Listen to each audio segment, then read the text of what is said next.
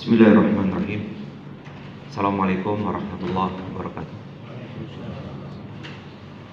Alhamdulillahilladzi hadana li hada wa ma kunna linahtadiya laula an hadana Allah. Asyhadu an la ilaha illallah wahdahu la syarika lah wa asyhadu anna Muhammadan abduhu wa rasuluh. Allahumma shalli ala Muhammad wa ala alihi wa sahbihi wa sallim. Allahumma anfa'na bima 'allamtana wa 'allimna ma yanfa'una wa zidna ilman. Allahumma la sahla ila ma ja'altahu sahla wa anta taj'alul hazna idza sita sahla.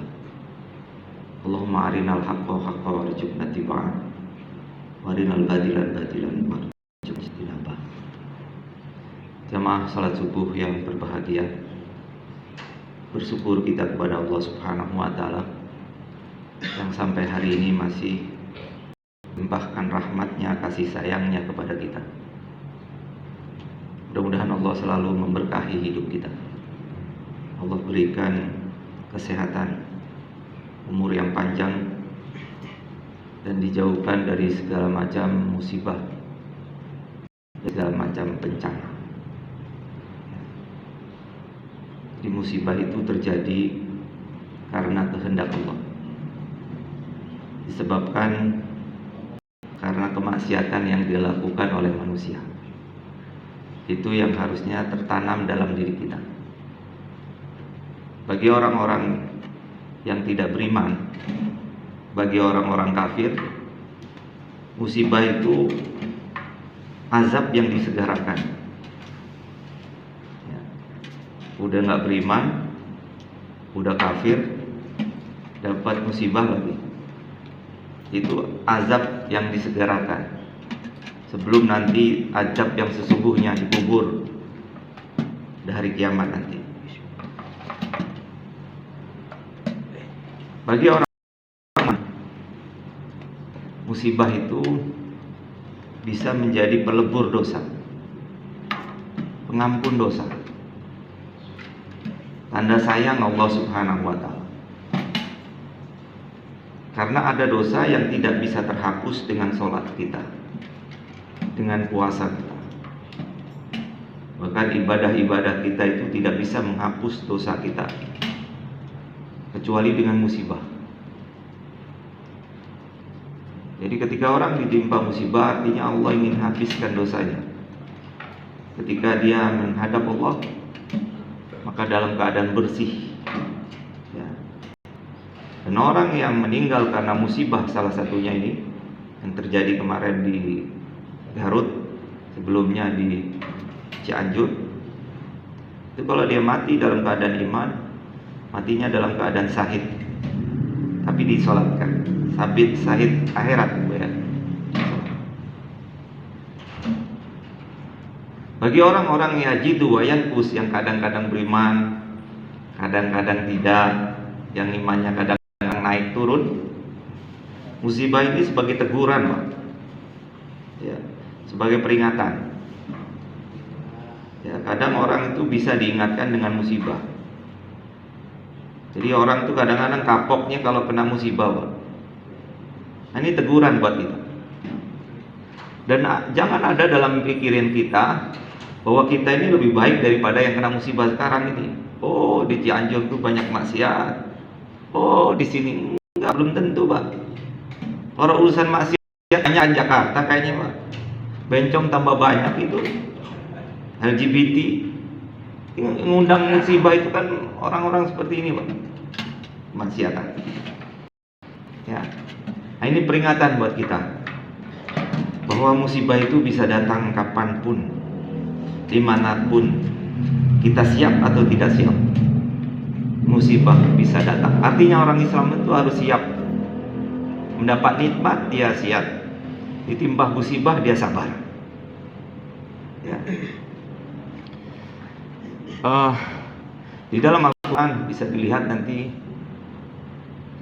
di surat Muhammad surat 47 ayat yang ke-33. Allah Subhanahu wa taala berfirman, A'udzubillahi samii'il 'aliim minasyaitonir rajim. Ya ayyuhalladzina amanu atiiullaha wa atiiur rasul wa la tubtilu a'malakum. Wahai orang-orang yang beriman, taatlah kalian kepada Allah dan taatlah kalian kepada Rasul, dan jangan kalian rusak amal-amal kalian. Ya. Jadi ayat ini pertama Allah yang panggil orang-orang beriman. Ya, karena hanya orang-orang yang beriman saja yang bisa menjalankan syariat Allah ini dengan nyaman. Orang beriman itu disuruh sholat, mereka sholat. Disuruh puasa, mereka berpuasa. Suruh sedekah, mereka sedekah. Ya. Suruh mengorbankan hartanya, mereka korbankan. Kalau diminta nyawanya pun sekalian, mereka siapkan itu. Itu iman, Pak. Ya. Itu yang Rasulullah bentuk para sahabat itu 23 tahun. Apa yang diajarkan Rasul, apa yang dibentuk oleh Rasul, yaitu beliau tanamkan iman kepada mereka sebelum ilmu. Ya. Jadi ditanamkan iman dulu, baru ilmu. Maka mereka akan menjadi perubah di masyarakat itu karena iman. Bicara iman itu tidak selalu sejalan dengan logika kita. Tidak selalu melulu dengan hukum sebab akibat. Enggak, Pak. Bicara iman itu bicara keyakinan. Karena Allah itu mampu berbuat tidak perlu sebab akibat. Tidak perlu sebab. Bahkan Allah itu mampu melakukan sesuatu berlawanan dengan sebab. Bisa, Pak. Api itu sifatnya kan panas. Tapi kata Allah dingin, Pak. Tidak membakar Nabi Ibrahim alaihissalam. Bisa, Allah bisa, sangat bisa, Pak. Ya. Jadi tidak selalu apa yang terjadi di dunia ini selalu sesuai dengan logika kita. Kalau logika kita terus yang kita kedepankan jadi materialis, Pak. Sebentar lagi jadi komunis, Pak. Biasanya materialis dulu, terus komunis, Pak. Karena hitung-hitungannya orang pakai logika itu nggak masuk akal, Pak. Masa sedekah bisa uangnya nambah, ya berkurang lah. Punya uang 1 juta, ya, sedekahin 100.000. Duit kita 900.000, tapi enggak dalam Al-Quran itu. Dalam iman tidak seperti itu, Pak. Justru sisa kita itu yang 100, Pak. Yang 900 itu entah kemana. Ini nggak masuk dengan kalkulator bisa dihitung. Tapi dengan iman, Pak. Dengan keyakinan. Jadi yang Allah peduli kepada manusia saat ini orang-orang yang beriman yang dipanggil. Yang selalu dipanggil tuh ya ayyuhalladzina amanu, wahai orang-orang yang beriman. Jadi kalau kita kedepankan hanya sekedar logika, termasuk musibah ini, nggak akan sampai kita pada hakikat sesungguhnya. Ya. Iblis, laknatullah alaih, itu logikanya kayaknya masuk akal sekarang ini kalau kita pikirin. Apa Adam alaihissalam ini kan cuman anak baru, masa saya harus sujud pada Adam? Kan saya lebih senior, saya udah lebih lamaan di surga ini. Masa saya harus sujud sama Adam? Kayaknya salah perintah Allah kali ini nih, harus dikoreksi. Itu iblis, Pak. Kalau bicara tentang iman itu percaya sama Allah, iblis percaya, Pak. Kalau kita Al-Quran melalui malaikat Jibril kepada Rasulullah, iblis itu langsung berdialog dengan Allah. Cerdas, pinter, Pak, iblis itu, Pak. Udah ma'rifatullah tingkatannya itu, Pak. Udah lewat tuh tarekat, hakikat, udah ma'rifat langsung tuh, Pak. Tuh, cuman nggak mau syariat. Syariat kata Allah, engkau tunduk kepada Adam, tapi enggak mau, Pak. Ya. Tidak mau tunduk, tidak mau beriman. Maka terlaknatlah iblis. Ya. Nggak bisa dengan logika itu, nggak sampai, Pak. Akal kita ini kan beda dikit sama monyet. Kadang-kadang kita ini berapa volumenya sama monyet sih, Pak. Mau mengandalkan akal kita nggak nyampe, Pak. Orang-orang Nasrani Ya, itu kan akal mereka nggak sampai. Mana ada anak punya lahir tanpa ada bapaknya? Akal mereka nggak sampai. Berarti Isa atau Yesus itu anak Tuhan. Logika itu mulai. Kemudian dikarenakan lagi gimana ketemunya? Ada Rohul Kudus di situ. Jadi Tuhannya 3. Pakai logika. Tersesat.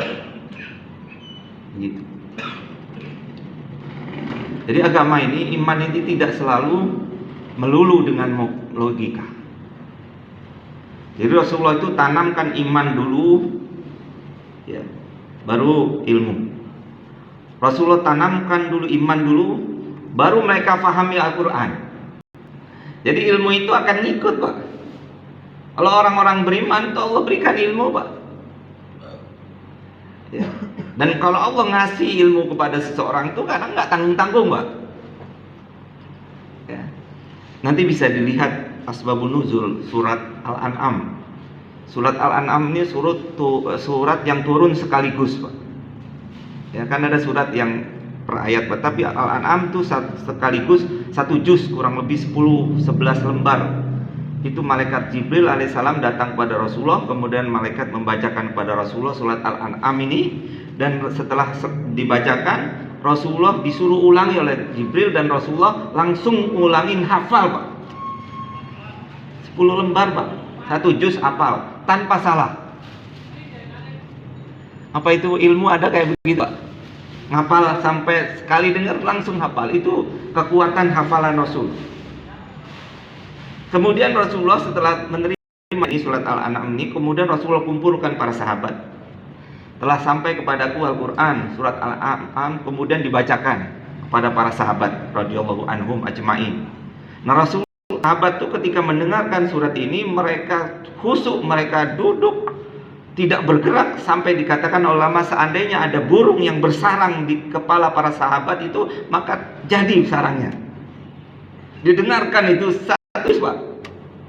Ya, 10 lembaran dibacakan. Setelah selesai dibaca, sahabat Nabi Abdullah bin Mas'ud, subhanallah, Abdullah bin Mas'ud ini sahabat yang kadang suka diremehin sama sahabat yang lainnya. Orangnya kecil, ya, berdirinya itu sama-sama duduknya Umar bin Khattab, Pak. Kakinya kecil, Pak. Ya, nggak ada nilainya lah kalau dianggap. Kemudian Abdullah bin Mas'ud waktu itu mengatakan, ya Rasulullah, aku hafal ayat itu ya Rasulullah. Terus coba diulangin, dibaca sama Abdullah bin Mas'ud, hafal, Pak, nggak salah. Itu ilmu modal apa itu, Pak? Itu iman, Pak, namanya, Pak. Iman itu sudah ditanamkan di dalam hati mereka para sahabat, sehingga ilmu yang lainnya itu cuma ngikut aja, pelengkap saja, Pak.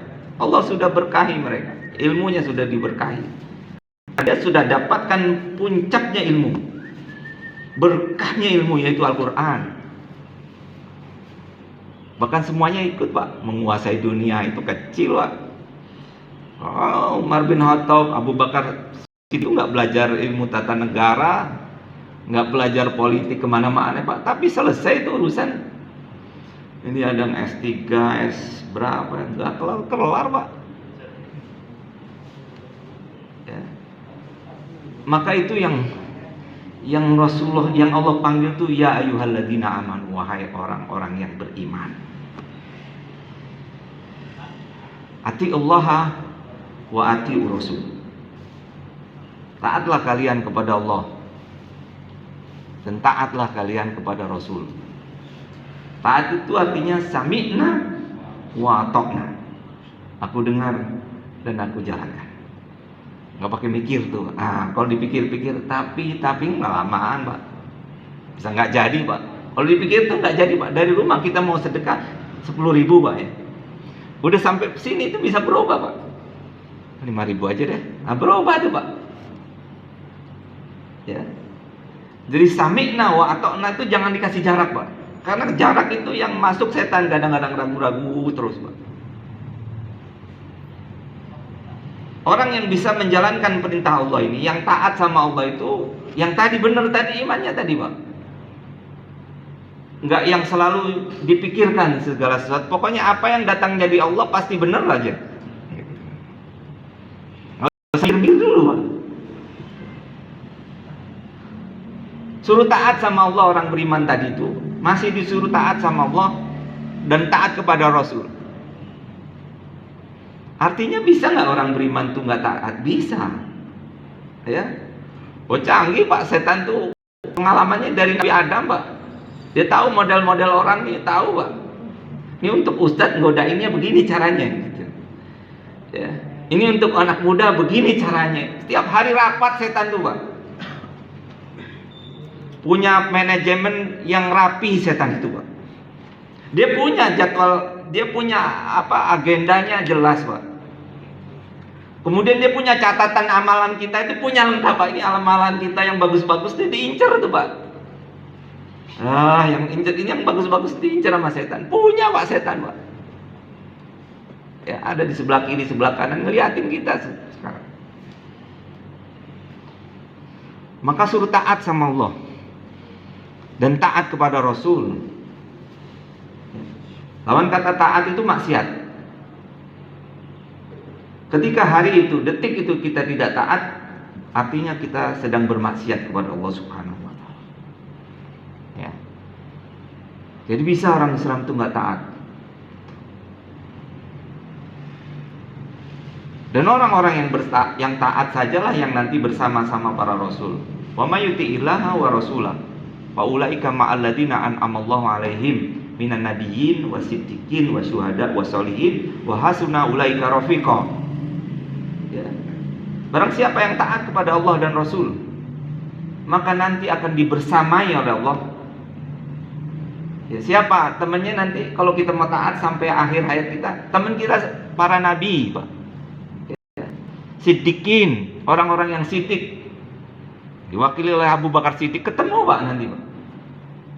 Wasyuhada, orang-orang yang mati syahid. Wasolihin, orang-orang yang soleh. Ini kapling surga ini cuma 4 orang ini Pak. Ya. Para nabi, para siddiqin, para syuhada, para solihin. Nggak ada yang keempat, kelimanya nggak ada. Itu aja isinya surga itu Pak. Ya. Tinggal pilih kita kemana nih? Nabi enggak kita Pak, jauh lah Nabi ya, bukan Nabi. Siddiqin, masih banyak bohongnya kita ini Pak. Siddiq itu kan orang yang benar terus. Syuhada, apalagi Pak. Ya. Solihin, aduh.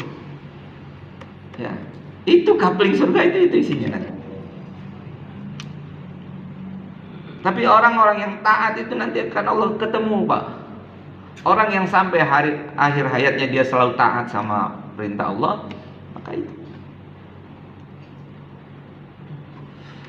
Dan akibatnya kalau kita ini nggak taat sama Allah, itu pasti nggak akan menang perang, pasti kalah. Contohnya itu di perang Uhud. Perang Uhud ini luar biasa. Perang Uhud ini terjadi 3 Hijriah. Di bulan Syawal lagi Pak. Tanggal 7 Syawal baru lebaran kupat kita itu Pak. Mereka sahabat perang. Ya, 7 Syawal. Itu perang Uhud. Perang yang sangat monumental. Ya. Waktu itu orang kafir ada sekitar 3.000 orang. Kalau perang Badar kan cuma 1.000. Ini dendamnya orang kafir karena kalah di perang Badar, mereka kumpulkan itu, disuruh infak sama Abu Sufyan, orang-orang Mekah itu, untuk balas dendam. Ya, perang balas dendam. Kumpul sampai 1.000 onta itu Pak. Infaknya orang-orang kafir sampai 1.000 onta. Ada berapa ratus ekor kuda, baju perangnya sampai ada 700 baju perang. Perempuan juga ikut, Hindun salah satunya. Ada 15 perempuan yang ikut untuk mensemangati pasukan. Pokoknya orang kafir waktu itu sudah siap tempur. Pemimpinnya Abu Sufyan. Kemudian ada Ikrimah bin Abu Jahal, Khalid bin Walid waktu itu masih belum Islam, Abdullah bin Rabi'ah. Itu jago-jago perang semua itu turun buat melawan pasukan Rasulullah. kaum muslimin waktu itu 1.000 orang. 1.000 orang. Tapi ada munafik satu nih.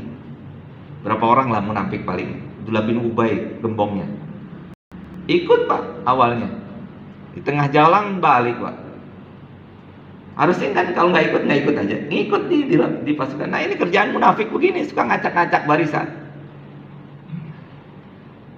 Pasukan yang 1.000 tadi diacak itu sama si Abdullah bin Ubay munafik. Berapa yang membela Pak? Apa munafik semua yang membela itu? Sepertiganya Pak, 300 Pak yang membela, nggak main-main tuh Pak. Saya yakin itu nggak semuanya orang munafik Pak. Orang beriman kena juga kayaknya, yang remeng-remeng itu yang bener juga kayaknya Abdullah bin Ubay ini. Buat apalah kita perang? Mereka kan 300. Mereka kan 1.000, kita cuma segini, ibu kita begitu. Itu alasan. Akhirnya ikut sama Abdullah bin Ubay itu 300 orang Pak, nggak main-main Pak. Dan ini diketahui oleh orang kafir waktu itu. Tambah semangat Pak. Orang beriman tinggal 700, awalnya lemah, tapi Allah berikan kekuatan kepada mereka. Ya, 700 orang. Tapi nggak main-main ini. Komandannya, panglimanya Rasulullah SAW. Ikut hadir di situ siapa? Abu Bakar Siddiq, Umar bin Khattab, Mus'ab bin Umair, Hamzah bin Abdul Muthalib, ya, Ali bin Abi Thalib. Orang-orang terbaik itu Pak. Coba ada pasukan sehebat itu, langsung pemimpinnya Nabi Pak. Ada Abu Bakar, orang-orang besar Pak. Mungkin pasukan perang yang terbaik di dunia. Nggak ada pasukan sebaik itu Pak. Jago-jago perang semua itu yang turun. Ada Tolha bin Ubaidillah, yang badannya buat pasang badan, yang panah itu dia yang pasang badan. Ada Sa'ad bin Abi Waqqas. Ada Abu Dujana. Abu Dujana ini antik, manusia antik. Jadi sebelum perang itu Rasulullah keluarkan pedangnya. Siapa yang bisa mengambil pedang ini? Ali bin Abi Thalib kepengen mau diambil, ya, kepengen Rasulullah kasih. Ada Umar bin Khattab, ada Jubair bin Awam, ya, jago-jago perang semua. Cuman Rasulullah nggak kasih sama 3 orang ini Pak. Kemudian ada Abu Dujana Sima namanya, Abu Dujana Sima, orang Ansor. Apa haknya ya Rasulullah? Dia harus dipulkulkan kepada orang kafir sampai bengkok. Aku ambil Rasulullah. Itu Abu Dujana Pak. Maka diberikan pedang ini kepada Abu Dujana Pak. Dan memang benar ada orang kalau berperang biasanya 1 lawan 1 berhadapan-hadapan gitu ya. Tapi Abu Dujana ini, Jubair bin Awan tuh penasaran apa yang dilakukan Abu Dujana. Jadi dia perangnya itu langsung masuk ke kancah musuh gitu Pak. Nggak peduli nyawanya kan. Nggak ada perhitungan bahwa orangnya langsung masuk ke kancah musuh. Dan setiap ketemu orang kafir pasti dibabat. Dan kalau ngebabat tuh sampai bebelah 2 orang Pak. Itu Abu Dujana. Dan ketika melindungi Rasulullah, kalau orang melindungi itu dari depan, ini Abu Dujana punggungnya Pak dikasih Pak. Nah, ini peperangan seperti ini yang dilakukan waktu itu. Awal peperangan itu dimenangkan oleh orang Islam. Kocar kacir itu Pak.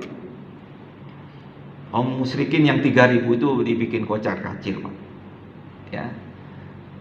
Karena kekuatannya waktu itu ada di atas, bagian pemanah itu ada 50 orang. Bagian mana Pak? Jadi di Uhud tuh alhamdulillah ya. Saya cerita Uhud ini Pak. Perang Uhud tuh langsung alhamdulillah merasakan di Uhudnya langsung Pak. Jadi gunung Uhud itu tunjukin ini gunung Uhud. Kemudian ada Jabal Rumah. Jabal Rumah itu tempatnya 50 para itu, para 50 orang pemanah itu tempatnya ada gunung yang agak tinggi, ada bukit kecil situ. Nah posisinya dia di atas Pak. Jadi ketika orang kafir masuk tuh dari atas tinggal manain aja tuh Pak. Posisi yang strategis, bagaimana gitunya strategi Rasul. Itu berantakan orang-orang kafir Pak. Pesan Nabi, jangan ada yang turun 50 orang pemanah ini jangan ada yang turun apapun yang terjadi. Mau kita menang, mau dapat rampasan, mau ada apapun, seandainya ada burung yang memakan kepala para sahabat itu jangan turun. Itu perasaan. Nah, ketika kondisinya sudah menang, bendera udah jatuh, orang kafir sudah kacar-kacir, harta rampasan itu tergeletak kan Pak. Wah, sahabat mulai rebutan. Yang di atas nih, wah kayaknya udah menang nih kita nih. Ntar nggak kebagian nih. Ini sahabat Pak. Jadi kita jangan sok tahu lah. Kalau urusan kayak begini kadang suka hancur-hancur iman kita ini Pak. Kalau urusan jatah, apalagi ustadz juga. Kalau udah kena urusan jatah Pak, goyang Pak. Ini sahabat Pak, yang ngajinya sama Nabi Pak, yang bina Rasul langsung ini Pak. Ya. Dilihat di pelatas, wah kayaknya rebutan nggak kebagian nanti kita nih. Coba ini sahabat radhiyallahu anhum ajmain, masya Allah. Akhirnya turun Pak, ada kita turun aja. Ya, akhirnya turun yang 50 itu tinggal 10 waktu itu. Ya, yang 10 di atas salah satunya panglimanya Abdullah bin Jubair di atas masih, dan 9 orang itu masih bertahan di atas. Turun mereka rebutan Pak. Khalid bin Walid waktu itu memang jago strategi juga. Khalid bin Walid ini tahu memang kekuatannya di atas nih. Dilihat turun langsung dia berbalik ke belakang, direbut di atas 10 orang itu sebentaran aja sama Khalid bin Walid. Ya. Akhirnya Khalid bin Walid waktu itu di atas. Kembali posisinya itu berbalik Pak. Kocar kacir umat Islam Pak, dipanahin dari atas. Bahkan Rasulullah waktu itu hampir pun terbunuh. Wajahnya berdarah sampai giginya itu, gigi gerahamnya itu terbunuh. Itu kenapa? Karena nggak taat sama Allah. Ya. Jadi kemenangan Islam itu kalau kita mau taat saja sama Allah, nanti Allah berikan ketaatan, kemenangan. Tapi kalau enggak, ya udah, tunggu saja. Ya. Jam 5. Kemudian yang ketiga, wala tubtilu a'malakum. Jangan engkau membatalkan, merusak amal-amalmu. Jadi udah hebat tuh tadi, udah beriman, udah taat, masih bisa batal juga, masih Pak. Ya. Jadi bisa membatalkan. Bagaimana kita menjaga iman ini luar biasa beratnya dalam hidup sekarang ini. Jadi bisa batal iman tuh bisa Pak. Bisa berkurang bisa Pak. Kapan itu? Ibnu Qayyim pernah beliau kumpulkan risalah-risalahnya dari pendapat-pendapat para ulama, dikumpulkan. Dia katakan begini, ada kalanya kemaksiatan itu justru mengantarkan orang ke dalam surga. Kemaksiatan justru mengantarkan orang ke dalam surga. Kapan itu? Ketika kemaksiatan yang dilakukan dia taubat. Ya. Dan sebaliknya, kadang ketaatan kita itu justru bisa mengantarkan kita ke dalam neraka, Pak. Harusnya kan masuk surga, tapi justru ketaatan itu mengantarkan seseorang ke dalam neraka. Kapan itu? Ketika ketaatan kita tercampuri dengan kesirikan. Jadi sirik ini yang ngabisin amal kita. Sholat juga, puasa juga, tapi sirik, Pak. Baik yang klasik sampai yang modern. Klasik tahulah kita nyembah patung dan sebagainya, ya, kedukun. Walaupun klasik masih laku Pak, apalagi nanti kalau lagi musim kampanye Pak, itu laku Pak, masih laku Pak. Buktinya dukun masih kaya Pak, ya. Yang datang bukan S1, S2 segala macam Pak. Itu yang klasik Pak, ya. Jadi Abu Jahal itu bukan dia nggak percaya sama Allah Pak, tahu Pak. Sumpahnya wallahi gimana sih? Dia percaya sama Allah Abu Jahal itu Pak. Yang berikan rezeki dia Allah tahu Pak, Abu Jahal dan CS itu. Yang turunin hujan Allah tahu Pak. Tapi kenapa mereka disebut syirik? Karena mereka membuat tandingan-tandingan, menserikatkan Allah. Jadi orang yang terbebas dari syirik itu dia menganggap Allah satu-satunya Tuhan.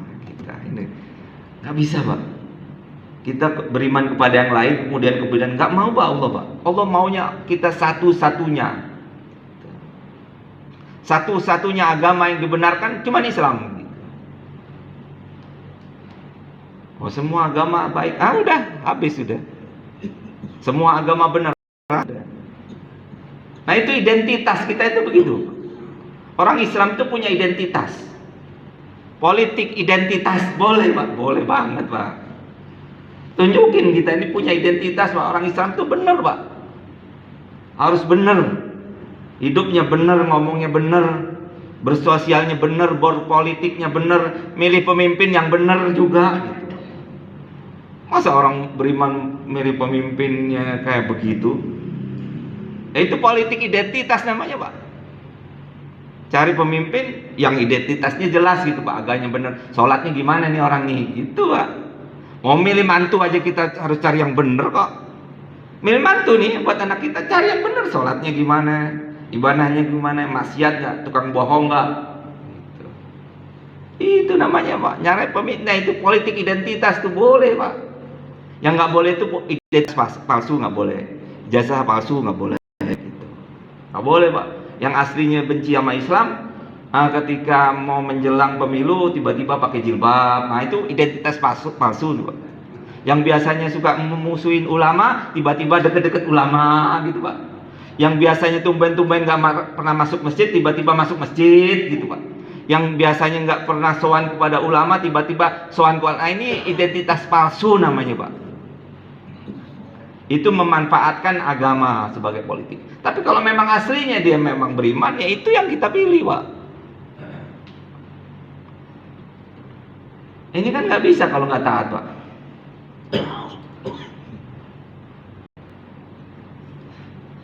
Jadi ada dua orang Yahudi nih. Dua orang Yahudi namanya satu Binyamin, satu Baruch. Ketika di restoran, si Binyamin itu ngomong kenceng-kenceng. Dia jelek-jelekin Islam. Islam itu begini, orang-orangnya bodoh, seperti keledai. Pokoknya kenceng lah dia sebut-sebut Islam. Si Baruch itu bilang, jangan gitu ngomong. Itu ada wartawan Islam tuh, The Samuel, itu suka nulis. Nanti omongan kamu itu dicatat semua, ditulis. Nggak usah khawatir, kata si Binyamin. Percuma, biar suruh tulis di wartawan mereka tuh, suruh tulis. Orang Islam jarang baca, males baca juga katanya. Gitu. Kemudian kalau mereka sudah baca, nggak ngerti juga dibaca. Yang dipikirin mereka makan aja. Gitu.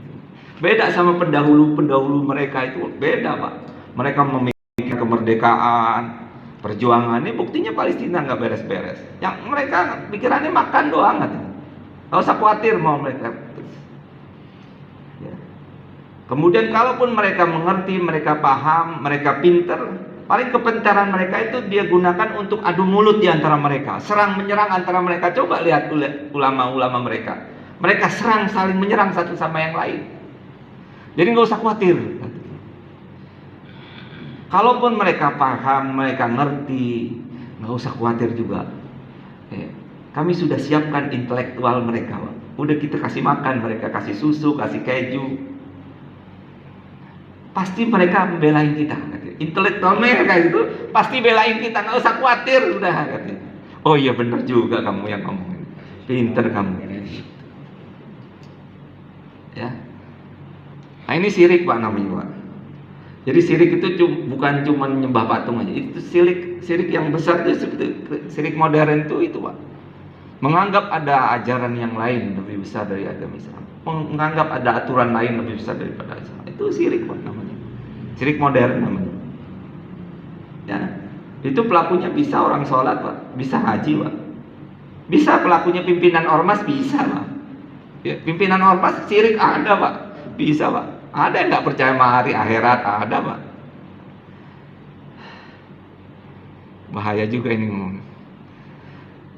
Nah, ini syirik namanya, Pak, merusak amal. Yang kedua, riya, Pak. Riya ini sering kita dengar, mempertontonkan amal. Kayaknya nggak cukup kalau Allah aja yang tahu amal. Dia percaya padahal kalau Allah tuh melihat, tapi orang lain kalau perlu tahu juga, ditunjukin, Pak. Dia seneng kalau amalnya itu diapresiasi, Pak. Ya.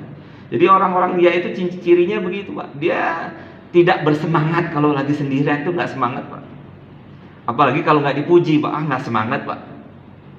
Tapi orang ria itu cirinya dia semangat kalau lagi rame-rame, Pak.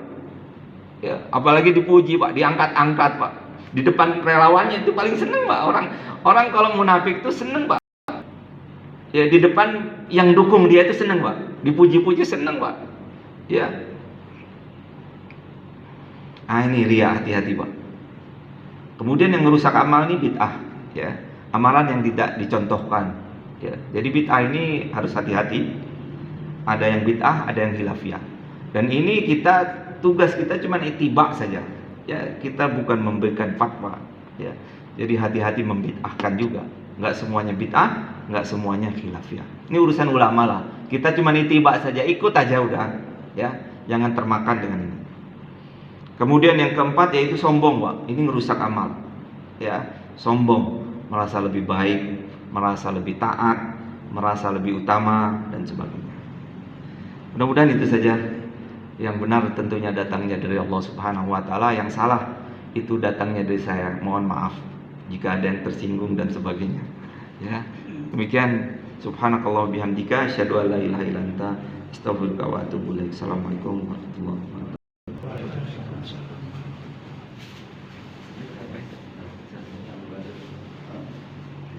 Boleh, Pak.